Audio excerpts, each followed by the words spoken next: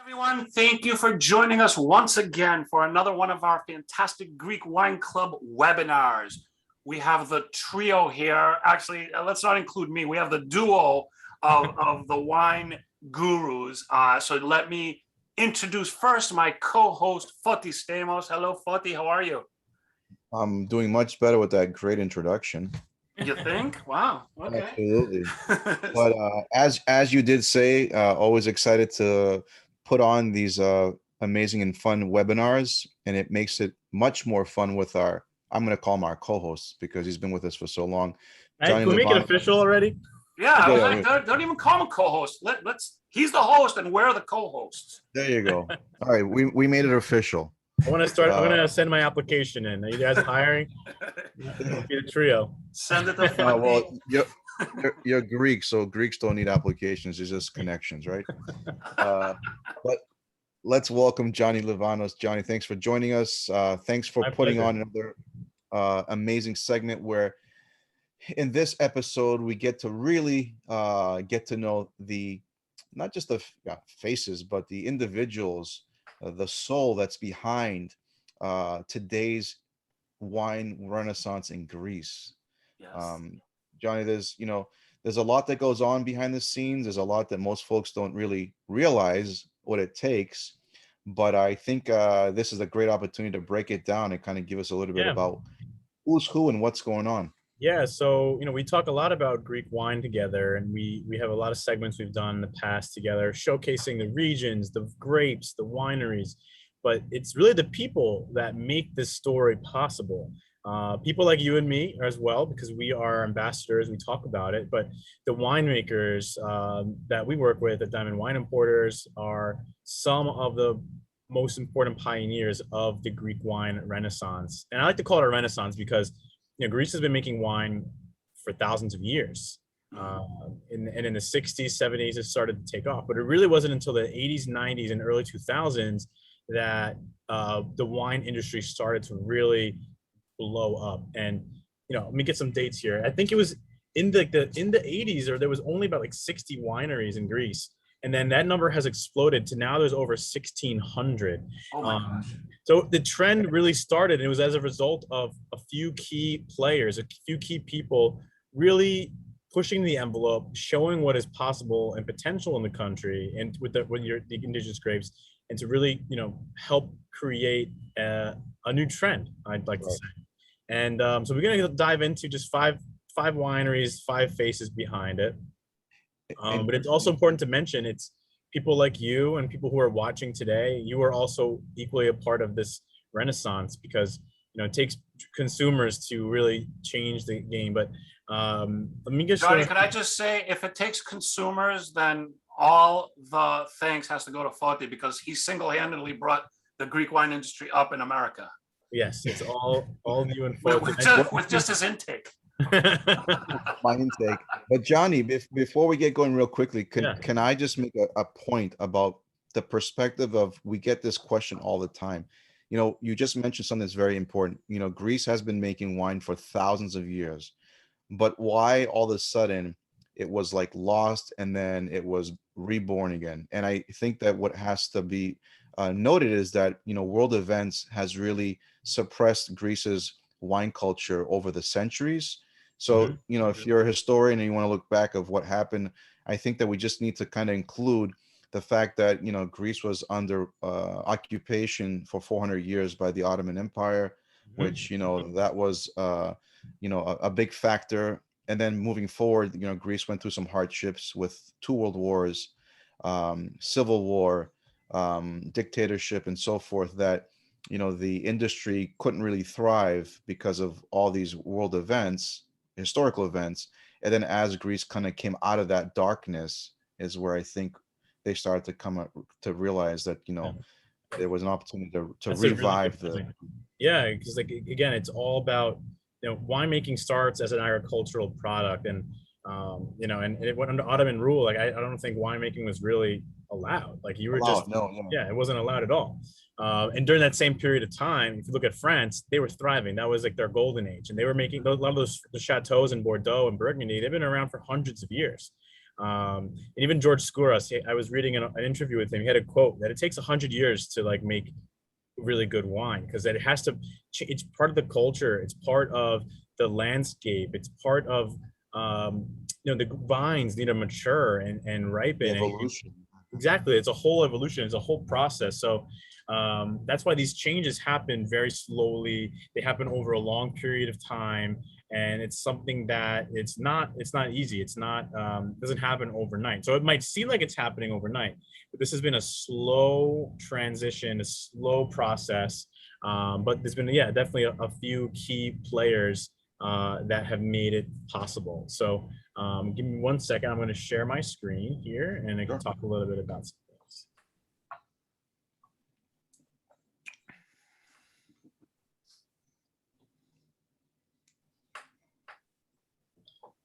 Alrighty. So I always like to say it's time for Greece. This is how I always start these off.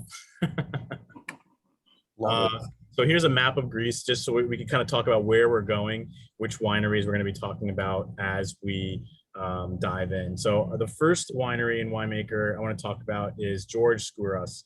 So he comes from this little area, Nemea, which is really close to Athens, near Attiki. This is actually one of the first wineries that the diamond importers worked with in the early 90s. So founded by George Skouras, he is a Dijon-trained winemaker. So he learned how to make wine in France, and he brought that winemaking skills and knowledge to Greece. So he began working with both indigenous and international varieties, working with definitely high quality Greek wines, Greek varietals. And his focus was always on Moscow Filero and Ayoritico, so two of the most prominent varieties of that region. So when he started, I mean, there was very few producers in Greece that were making world-class wine of any kind in the region. Mainly it was wines that were about, table wines, things you would have at home, things you would, share with friends, like stuff that was just meant to be on the table, casual, nothing with much emphasis on the quality, and more just on flavor, right? And just making it good and nice and easy. But because of his training, he got an enology degree from Dijon and Burgundy. And he put together all his resources he could to build a winery, because he believed in the terroir of Greece. He believed in the indigenous varieties and their potential. And if you fast forward to now, he's actually the president of the Greek Wine Federation. So he's a person who believes in, helping grow and train a whole generation of winemakers. So you could argue that as a result of his focus and passion, he's been able to push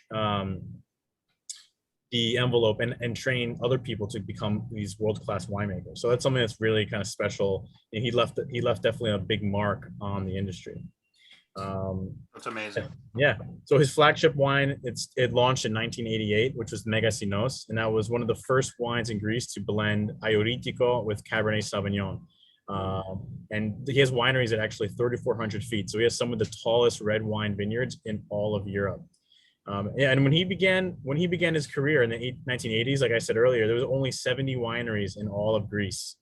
And today there's now 1,600. So it's important to know, like, when people like him that are passionate and are push the envelope, they are responsible for kind of building these trends. And he's definitely one person to really thank. And he really believes in the landscape. He believes in the terroir. This is him in his vineyard. If you ever go and visit him, he always makes you put his arms out like this. It's like, be one with the vines. That's what he's doing there. You could feel like the way the sun hits you, and that's how the vines are being kind of treated in that part of Greece. So this is him and the vineyards in Nemea. That's awesome. Yeah. What else? What a fascinating landscape. Yeah, I love it over there. Beautiful. So Johnny, you mentioned about Megas Enos being one of the first blends of Aguritico and Cabernet, right? Mm-hmm. Yeah, that was the first, I think the first one, the first wine to blend both Aguritico and Cabernet. It makes me think about the comparison of, could we say that as the Italians in Tuscany blend Sangiovese and Cabernet, call it Super Tuscan, could this be the introduction to a Super Nemean? I think so. Yeah. I mean, it's not classified as Nemea because in Nemea, you have to be 100% Ioritico. Right. This is definitely for sure. You could call it a super Nemea because by adding a little Cabernet, I think it does change the flavor profile a lot to become more, I think, palatable to like a more international palate like that. When it makes it knows to me, if you have the best of Greek wine and Greek flavor, but also with a more New World approach. So it kind of has like the best of both worlds, which I think makes it accessible to a lot of different types of palates. Sure. That's something that he did that was very pioneering for the wine industry in Greece, was taking that international approach, showcasing unique Greek varieties, but combining it with these indigenous international grapes. And that helped push the envelope and brings these wines out into, you know, a whole different ball game. So that was actually the first wine that Diamond Wines imported to United States. And it kind of also helped increase the perception of Greek wines as a whole. And that model really took off.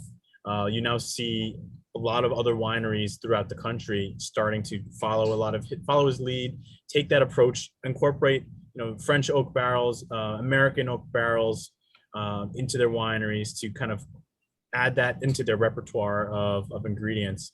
And here's a picture of his son, Dimitri Skouras, who's going to be the next generation. You know, he's been making his own blends, taking over some winemaking, which has been kind of fun. It's been cool to see the passing of the torch. And you know, Greeks always are in the family business, so it's very similar there as well. So Dimitri is that next generation.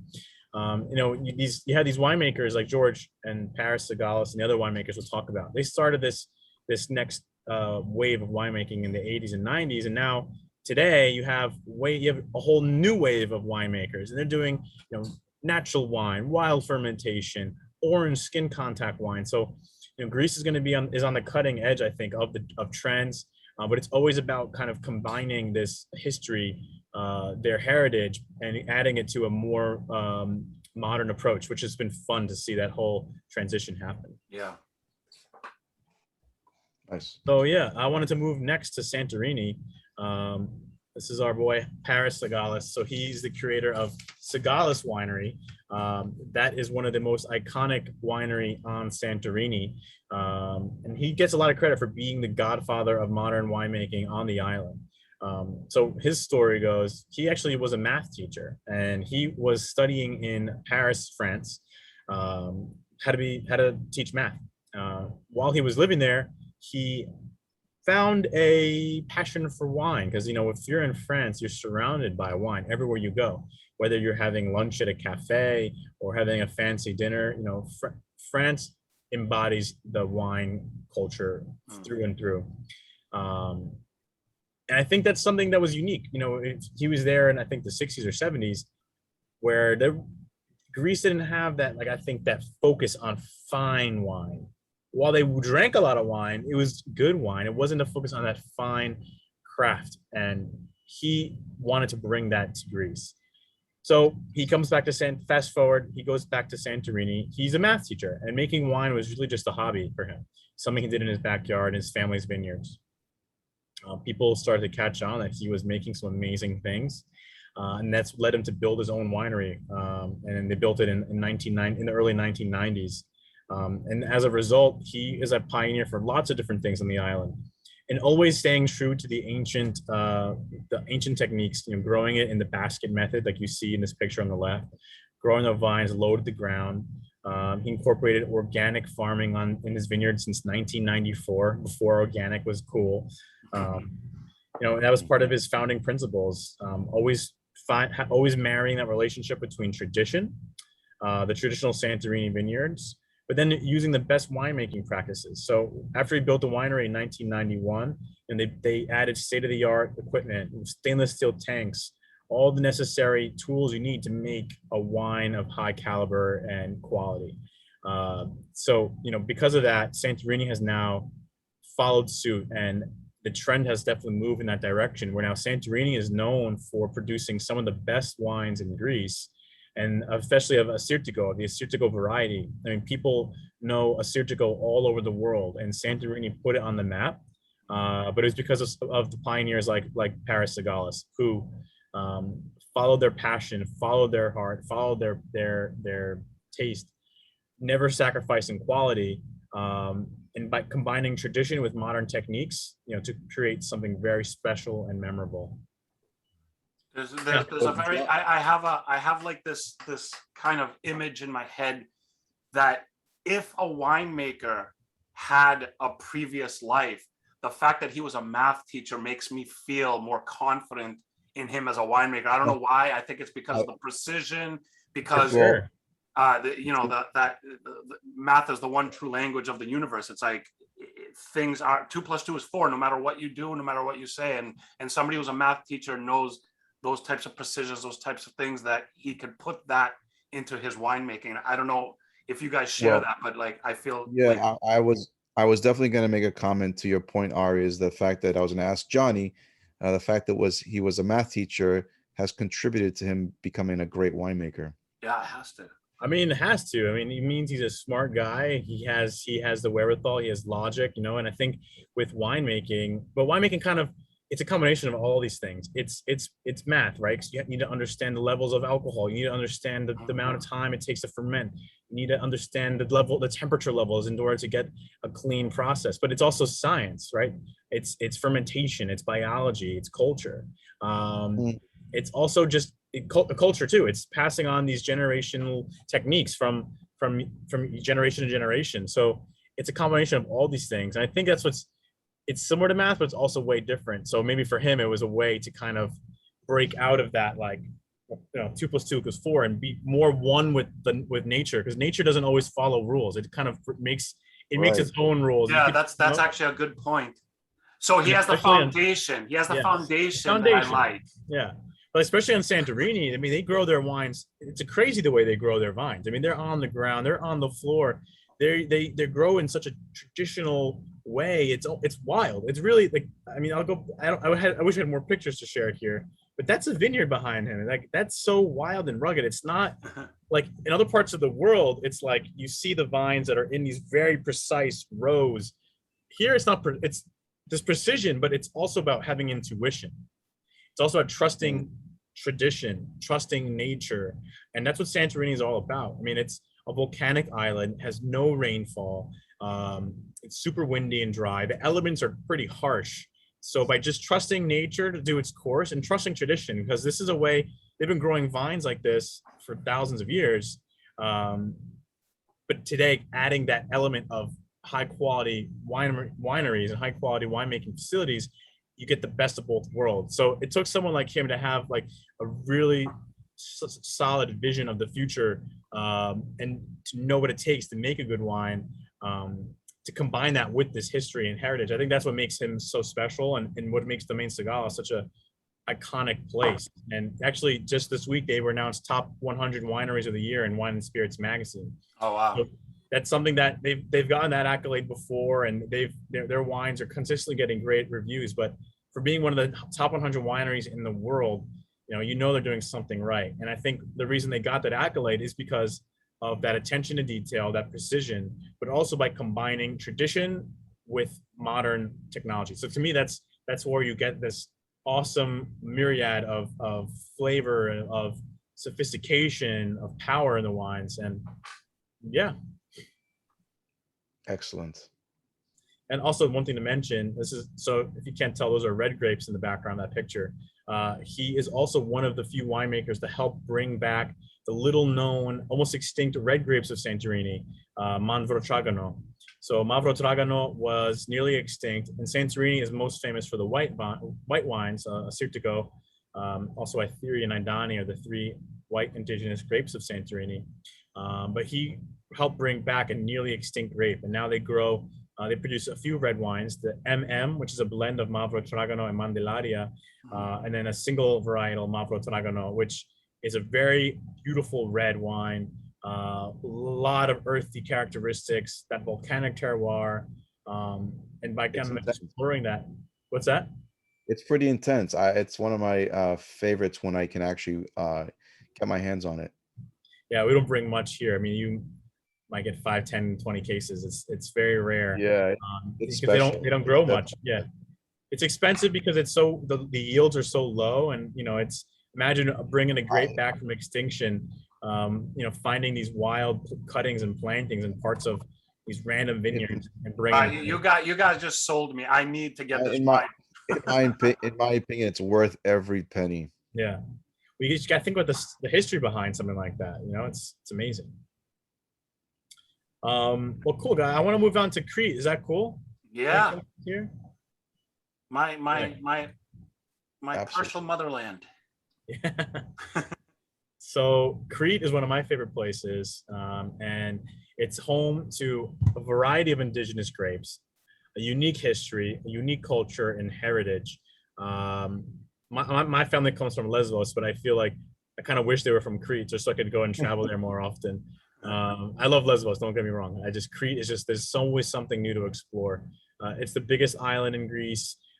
It's home to a variety of indigenous varieties. And it has a very unique history of winemaking. But let's talk about the Zulufakis family, because they are definitely considered some of the pioneers of modern Cretan winemaking. So the winery was started by Dimitris Zulufakis. He built the winery in 1930. And then his son, George, took over in 1960.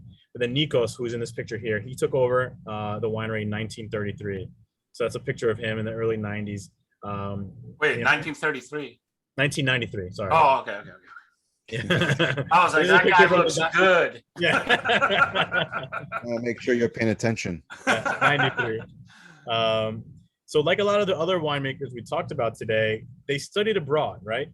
Because since Greece didn't have a tradition of high quality winemaking until modern times, a lot of these awesome pioneers of winemaking studied abroad. George Skouras studied in Dijon, France. Paris also in France, and then Nikos Zulufakis, he studied in Piemonte in Italy, in northern Italy. He actually graduated from the Enological School in Alba, which is in northern Italy. So his family's wineries and vineyards went through a lot of transition. In 1977, phylloxera decimated much of Crete, so their wineries all had to be replanted and changed. So they began replanting in the 80s, and he continued to help kind of lead that transition to growing these new vineyards throughout the late 80s and early 90s. And then when he took over in 1993, his focus was really about replanting and working with a lot of the indigenous grapes of the island, like Liatico, which is a red grape. And thinking about his studying in Italy, it kind of makes sense, because I feel like Liatico does have a lot of similarities to Barbera d'Alba and some of those northern Italian reds. Like, it's really earthy, structured. So he focused on replanting those varieties, and then built a state-of-the-art winery in 1996. So again, built the similar story from producer to producer, which is combining these ancient indigenous grapes, but building state-of-the-art facilities that help tell the story of the grape. Because if you have a better facility, a better winery, you could produce better tasting wine. It's cleaner. You have more finesse, more focus. And then in the early 2000s, he started replanting Vidiano. So Vidiano, even though it's been in Crete for hundreds and hundreds of years, it's only really been a focus for almost the last 20 years. So think about that. We're witnessing something today, which is a whole changing of what is considered, the indigenous, what's considered the important grapes of the country. So about 20 years ago, working with Vidiano, replanting Liatico, you're seeing these indigenous ancient grapes kind of tell a new story and take a new form. And it's because of people like him that kind of focused on telling the story of the past, where previous winemakers were focusing more on the international varieties. His focus was definitely on the ancient varieties and telling that story. I'm looking at this picture and I'm like, so what's off about this picture? And then I realized he's in a field of snow. Yeah. Crete, and where he grows is in these high elevation vineyards on the mountains of Dafnes, the Dafnes region in Crete. And you have pretty high elevation in Crete. Even though Crete is the southernmost island, it stays pretty warm most of the year. But in the winters, at high elevation, you have snow caps on some of these mountains up until like May or June. So that's something people don't always realize, is that Greece has 4 seasons. Even though it is a Mediterranean climate, you do have snow. It's kind of rare to have like big snowfall like this, but it does get fairly cool. I mean, he's not wearing a parka, you can see. Yeah. It's not like frigid cold, but yeah, they do have some snowfall for sure. So cool. And one thing I love to mention about his winery is that they've always focused on organic winemaking. So their wineries were organic since the 90s, and incorporating that into their practices has been a very important to the core of what they do. And that helped, again, pave the way and inspired other winemakers to follow suit. And if I can make a quick point in that slide right before, look, the soil composition, you know, how sandy and gravelly that looks, which is ideal, I'm assuming, for healthy grape growing. You said organic, so if it's the drier it is, the better, I think, and healthier it is for the vines, right? Yeah, but also, you know, what's cool about Crete is that they have this amazing weather. It's very windy, you know, especially up in the mountains, and being close to the bottom of the Mediterranean, you have this nice wind that helps keep pests away, which is important when you're making organic wine, because to make organic wine, it's just not using pesticides. So you have to use nature to help, you know, keep the vineyards pest free. That's something that's been that happens here, you know, utilizing nature and utilizing Mother Nature to basically help produce these fantastic grapes, not using as much sulfur as you might find in other wines. And yeah, I mean, that's been fun for me to see this whole story follow for winemaking in Crete. Yeah. So cool. Yeah. So next is a pretty powerful family I want to talk about. Oh, my light turned off in here. I'm like, the sensor light. Here we go. Now I can read. I had to like clap on and clap off. So the Boutari family is a iconic family, and any story about pioneers is not complete without the Boutari family being a part of that conversation. So the Boutari family, they've been making wine in Greece since the 1800s. So they're one of the longest and oldest winemaking families in Greece. You know, the Boutari family has wineries all over the country. But in 1970, Yanni Boutari, who was on the right, he planted 40 hectares of land, vineyards in 1970 in Yanakahori, which is a village in Nausa, in the region of Nausa. And this ended up becoming the estate. Because in 1997, Stelios and Yanni Boutari, they kind of split from the rest of the family to build their own estate, build their own brand. And that's when Kyriani was formed in 1997. And together, you know, Yannis Boutari is one of the most iconic people in winemakers in Greece. He's a very loud personality, very rambunctious guy. He's really awesome to be around. He actually was the mayor of Thessaloniki. So even politically, he's had a lot of influence in Greece. And definitely a well-known figure in the industry. He's written a book about his life. I mean, he's a very interesting dude. If you ever get to meet him, it's an honor. You know, he's well known all over Greece for just being an important key figure of winemaking as a whole. But what it's been really cool to see is when Stelios took over as the managing director of the winery in 1999, which is his son, we got to see a lot of different change happen. Where, you know, Yanni Boutari was a great winemaker and a great businessman, but Stelios, I think, had this amazing vision of how to showcase Greek wines, Greek ancient indigenous varieties, but show them in a new modern way. So they built a state-of-the-art winery. They acquired more land around the area. So they ended up building they have one of the largest estates in Greece. And they also have vineyards in Amyntaio, which is the northern, a region in northern Greece. And Stelios Boutari runs the show now. His brother Michalis also participates and works with the vineyard management. He studied at UC Davis. Oh, cool. Yeah, and then that's when they focus a lot on Zino Mavro. And there are two figures of really showcasing the beauty of that grape and making it an important piece of the Greek winemaking story. Can I just ask, when his brother was at UC Davis, you know how like all college kids have this, like they just go and get like the cheapest beer or whatever to party with? Did he like have like all this cool wine to like offer everybody? Probably. I mean, that's what you definitely, if you work for if you have a winery, you definitely one of the cooler kids out there for sure. Yeah, so Stelios also works with the Greek Wine Federation, Winemakers Federation. He's a really believer. He always talks about growing the pie. You know, a lot of times Greeks are very competitive with each other. And, you know, it is a competitive industry, the wine industry. But as a whole, his focus has been on educating consumers all across the world on the beauty of Greek wine and growing a bigger pie, so that they're encouraging other winemakers or other growers to build wineries to help tell that story, because an industry doesn't exist with just 70, 80 wineries. You need a bunch of wineries to be able to tell that true story.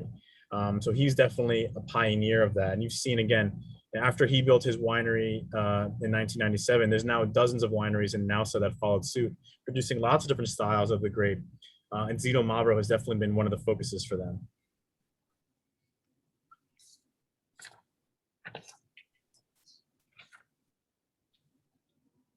And yeah, I mean, there were, before people like him, you know, people weren't in getting involved in the wine business because it was a farming business. But now, you know, the industry is sexy. It's cool. It's like they're doing cool things. So I think that encouraged a lot more people to kind of get behind it and to continue to push the envelope and produce really awesome wines. And a lot of that is attributed also to, you know, the diaspora of Greeks all over the world. You know, people now like you and me here where, you know, you're in Massachusetts, DC, I'm in New York. There's Greeks all over, and they want to bring that flavor of Greece home and share with their friends. So people like him that kind of tell that story. He travels all over the world to show that story with Greeks and non-Greeks alike, to just, again, tell that message, share that story. I saw someone has a question. What are the chances you can run into these winemakers if you're traveling in these wineries? The answer is, yeah, most likely they're there. I mean, Stelios is in his wineries all the time, especially now during harvest. It's a very crucial time of the year where they need to pick the grapes. They need to make sure they are harvested correctly, you know, that everything is going smoothly, because, you know, it's a natural process. You want to control it and make sure everything is going smoothly. So yeah, they're always there. So definitely, if you're traveling to Greece, you can reach out to me. I'd be happy to make a connection with you and to make a reservation at one of these wineries for a tasting. And hopefully you'll get lucky and you might be able to meet one of the winemakers. They're almost like rock stars. It's like, get a peek of them when you get to the winery. Exactly. I saw Stelio. Actually, on my last trip, I was in Greece a month ago, and Yanni was there, Yanni Boutari. We got to chat about wine. It was very fun and great to meet him. Oh, that's very cool. Yeah. And then the final guy I wanted to mention is the team at Alpha State. So Angelos Yatridis is one of the pioneers, again, of winemaking. He's considered one of the most iconic producers in northern Greece. And he studied in Bordeaux, France. And there, I mean, he learned how to make grapes like Cabernet, Sauvignon Blanc, Cab Franc Merlot, the classic Bordeaux varieties. And in the winery at Alpha Estate, they work a lot with Sauvignon Blanc as well, actually. It's one of the main international varieties they work with. But he knew he wanted to build a winery. For him, it was something that he was sought out. So when he went back to Greece. He was trying to find where is the best terroir, where's the best place to make great wines. And he wanted to find one of the coolest climate areas in Greece, and that they settled on Midian.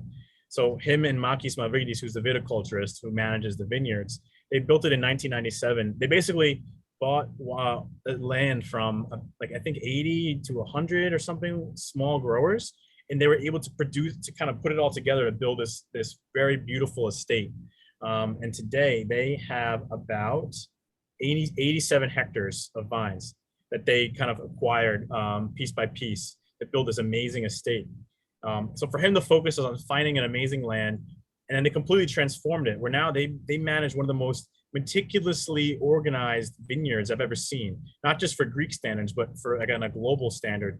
It's a very meticulously organized land. So that's Angelos on the left and Makis on the right.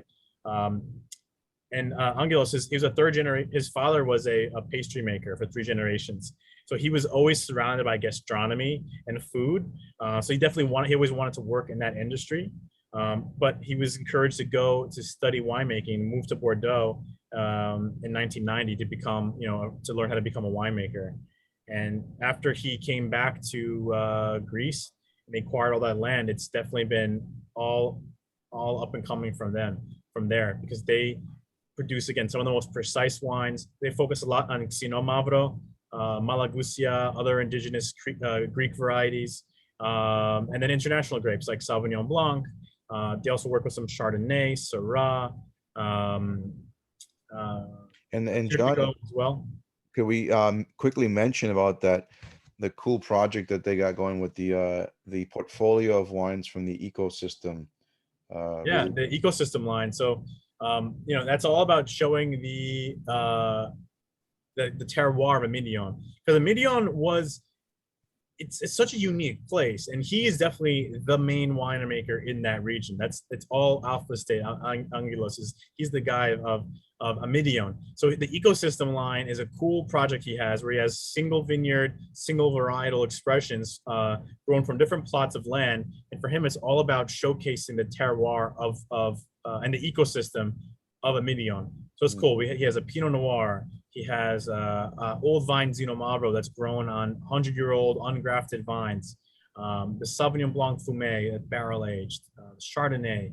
So it's pretty cool when you get into Nat. He has experimental vineyards as well, where he grows varieties that I've never even heard of. So it's pretty cool. It's pretty cool to see. And someone asked, do they study in France and Italy? Does anyone study in Greece? Yeah, so Greece does now have some amazing wine schools. Thessaloniki has an amazing viticulture school where that next generation of winemakers is studying. So those first Renaissance guys, they definitely had to go abroad to bring that heritage and experience and information to Greece. But now, the new way, people that are going to school now, the younger generation, they're able to learn in Greece, because you have a foundation of these well-trained pioneers that know what they're doing. So people now from other parts of the world go to Greece to learn how to make wine. So that's been kind of cool to see. I even have people who work in the wine industry, and actually in Boston, they actually worked in George Skouras' winery for the harvest to see how they do wines there. And at one point, I'm definitely going to want to go to Santorini. I'd love to learn how they make their wines there. So it's definitely all coming full circle. I think it's only going to go up from here, because I have the last slide. I forgot to I have a couple more. I forgot to mention something. So let me go back to sharing my screen. And then before you share that screen, Johnny, can we also make the point that as far as like credibility in education, doesn't Greece actually have two Master of Wine? Two what? Two Masters of Wine. Yeah. There's some Master Sommeliers of wine. I forget their names, but there's one. I think one is Yanis something. Lazarakis is one of them. I think he was the first one that actually opened the doors, where that's like the most honorable position you can get in the wine world. How many masters of wine are there? I think there's a little over 300 in the world. Really? Not many. Yeah, 300 in the world. So yeah, wow. Mr. Lazarakis is the first one, and then there's a second gentleman that was not too long after that, that is also a Master of Wine. And I think, if I'm not mistaken, there's a third individual who's a female that is reached that level. Well, it's important for Greeks have been making wine for thousands of years. So if anyone should be Masters of Wine, we have such a rich culture and heritage. It's important for us, as Greeks, to kind of help tell that story, for sure. Is this a question that you could answer quickly? What does it take to become a Master of Wine? It takes a lot of practice. It takes a lot of practice. I mean, I'm a certified sommelier, so I'm like a intro level, compared to these guys. But I look at you, Johnny, and I'm like, this dude knows his stuff. My God, like he knows everything. I had to read a lot. You're like entry level. I had to read a lot of books. I had to taste a lot of wine. I had to practice service. It's a lot of different things that go into becoming a sommelier. But to become a master, you have to know the exact villages in Burgundy. You have to know the angle of the slope of the vineyard and the way the sun hits it. You have to know all these things and how it relates to producing good wine. I mean, it's an abundance of knowledge that takes a lot of work. a lot of studying, a lot of practice, a lot of drinking. Not Well, easy. You really have to just completely dedicate yourself fully. That's and from what I amazing. understand, these individuals have this unique sense to be able to, from the smell and sip of a wine, blindly can tell you everything about it. Yeah, I mean, you could, by smelling it, you're supposed to tell the climate it comes from, the country, the year, the Come on, variety. is that real? Yeah. They got to pass that incredible. test in order to achieve that level. Blind tasting is fun. You guys should try it. I've done it a couple times. I'm not as so good at telling you where exactly it's from, but I could And sometimes Ari, get grape and. Don't be confused with blind tasting at a nightclub. I could taste a wine and be like, "Yep, this is wine," and that's about the extent of what I could do. I just want to finish off this real quick about talking about pioneers. So I want to mention quickly Ted Diamantis. You know, he's the owner of Diamond Importers, and he was definitely a pioneer as well, because it took someone like him to help channel and champion telling the story of Greek wines. So he's been, you know, for the last 25 years, been touring the country, teaching people about Greek wines, sommeliers, the American consumer, and that has allowed the industry here to really kind of grow and blossom. And it takes people to kind of get behind these winemakers in Greece to tell that story. And it's just important to mention Ted, because he's done an amazing job. Also, Urban Wine Club, Greek Wine Club. We love to tell the story. So, you know, I try my best to do my part. So I was going to say, just to say real quick, we did do an interview with both Johnny and Ted. Yes. On an episode, I think it was Connecting Greeks, if I'm not mistaken. So if you guys want to hear more about Ted and actually hear him speak, check out that episode, which is on our sites and apps and everything. And Johnny's in there too. And then last but not least, it's the consumers and the professionals. I mean, this wouldn't be anywhere if it weren't for people like you who are learning, who take the time to listen to someone like me talk about Greek wine, to go into a wine store and order something you've never heard of before and ask a question about it. I mean, that's the point. That's where it comes full circle. So for everyone out there who's you know, trying something new, breaking out of their comfort zone, asking questions and championing these wines, thank you. Thank you for being there, and thank you for helping us to tell our story. And yeah, I just wanted to end it with that.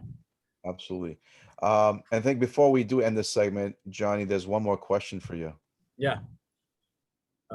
So I mentioned wine tasting. What is a proper way to taste wines at a wine tasting? Are you really supposed to spit each time out before tasting next?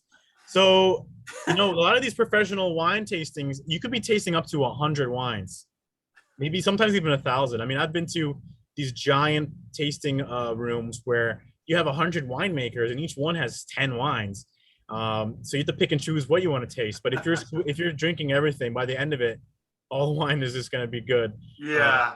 So if you are trying to evaluate a wine for its value, for its flaws, for its characteristics, spitting out the wine is just a way for you to keep your stamina up. If you're tasting only 5 or 6 wines in a flight, okay, and it's casual, sure, swallow it. You know, I'm not going to say spit it out all the time, but you know, if you are drinking a lot, it's, you know, but also the wine's amazing, you know, swallow it for sure. Very You know, good. On that note, I was actually at Foti's wine shop last week, and he had a vendor with a bunch of wines, and she's like, "Do you want to taste as well?" And I'm like, "Sure." And I'm drinking and swallowing everything, and Foti's spitting everything out. I was like, "Okay, maybe I'm doing something wrong here." I can't get, like, obviously, I'm not anybody who's in a position of expert knowledge, but I cannot get the flavor or the characteristics unless I swallow. So it's like, I'm just not there yet. If I spit it out, I can't tell.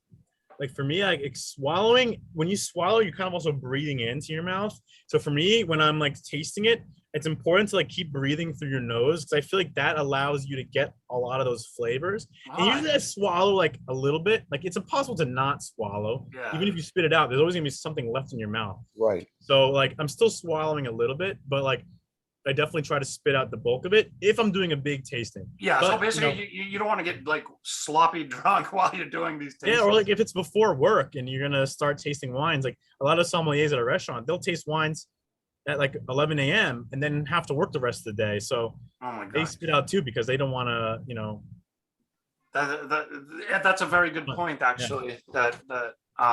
Relate- Yeah, I wish I could get that point. Excellent. Well, yeah, well, that's it. I think, you know, it's important to recognize and pay homage to these people, these faces, these pioneers that help us be able to get wines like that we have today. And also, you know, there's that next wave of winemakers that are going to be there doing it, continuing this from generation to generation. So we hope and we expect that wines from Greece will continue to get better and better. And we'll just, you know, think about the people who dedicate their lives to this and thank them for, you know, the hard work they do. So absolutely. And I can't wait to do one of these webinars, virtual, in person, but in a few years, where you're going to be talking about the people who are taught and trained in Greece, because I think that's going to be really cool. That's going to be awesome. All right. Well, I just want to say thank you so much, Johnny. You always, for me personally, like, I learned so much, and I'm sure everybody out there does as well. You always bring that knowledge. You always like tell it in a fun, entertaining way, and we want to thank you so much for being with us, our official host.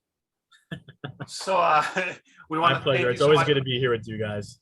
And if you want to hear more from Johnny and Ted, like I said, we have a segment with them on our Connecting Greeks podcast. So look that up, because it's a really good segment. And also, we've done a segment with Stelios Boutari. So if you want to learn more about Stelios, we did a great segment with him. So just look it up on Greek Wine Club or Urban Wine Club. And I want to say thank you to Johnny once again. Always, you're awesome, Johnny. Thank you. Foti, you're the man. Ari, if I can just add real quickly that Absolutely. mention every single winemaker that we just discussed, we have their wines on the platform on Greek Wine Club and Greekazon. So if this is something that really changed your perspective about Greek wines, you can definitely try their wines by browsing the selections on both platforms. Absolutely. All right. Thanks again. Thank you. Thank you, Johnny. Thank you, Johnny. Thank you, Foti. Thank you, everybody out there, for watching, listening. The podcast video will be up. Thank you so much. Until next time, which will have something cool for you. And hopefully Johnny will be with us again. Thanks, everybody out there, for watching and listening. We will see you next time. Take care, everyone. Cheers.